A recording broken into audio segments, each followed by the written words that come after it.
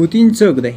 سلامونه ګران دوستانو، جهانی ټاپ یوټیوب چینل ته ښه راغلاست. که چیرې تاسو زموږ نوي لیدونکي یاست نو د مهربانۍ له مخې زموږ چینل درسره سبسکرایب، ویډیو درسره لایک او نظریات هم په کومنټ کې راسره شریک کړئ.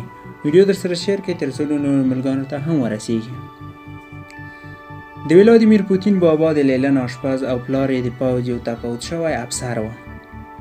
ولادیمیر پوتین په 1952 کال کې د اکتوبر په 9 نیټه په لنګراد کې پیدا شوی دی. د پوتین لومړی فعالیت د کلي رادیویي مدرسې څخه پیل شو.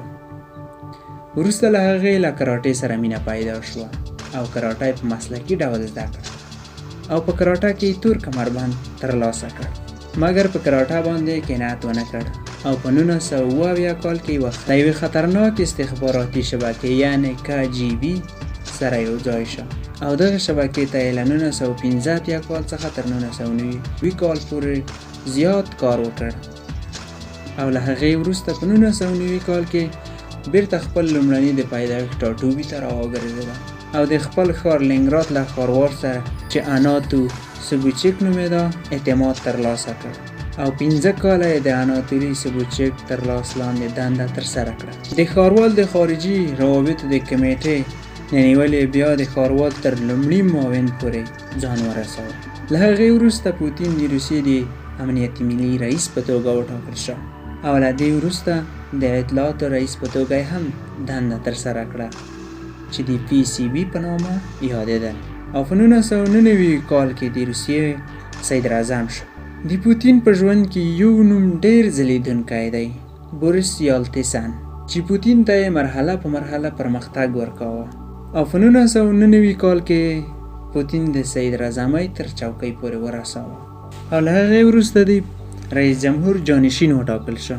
پوتین یو ځان غوښتونکی، ماهر جاسوس او یو ښه ډرایور دی، یعنی چلوونکی. د تیارو له چلولو نیولې بیا د ریل ګاډي او لویو موټرونو او بیا د لویو اسلحو د انتقال ماشینونو چلوونکی هم دی. د پوتین د ریاست جمهورۍ داستان ډېر اوږد دی. پوتین لومړی له هغو خلکو سره مبارزه وکړه چې دا یې قدرت ته رسولی و او بیا یې خپل مخالفین یو له منځه یوړل.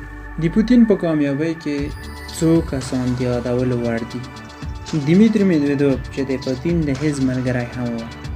پوتین تر 2004 کال پورې 2 وارې رئیس جمهور وټاکل شو چې له هغې وروسته په 2008 کال کې دیمیتری میدویدوف رئیس جمهور شو.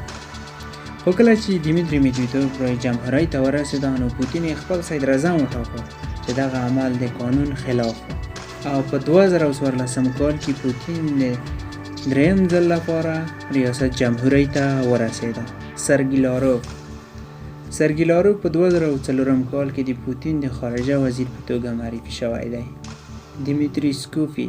دیمیتری پیسکوفي چې د پوتین سترګې او غوږونه دي، یعنی د 20 کالو راهیسې څخه زیات د پوتین ویان په توګه دنده ترسره کوي. د روسیې کابینه د پوتین تر سیوري لاندې ده.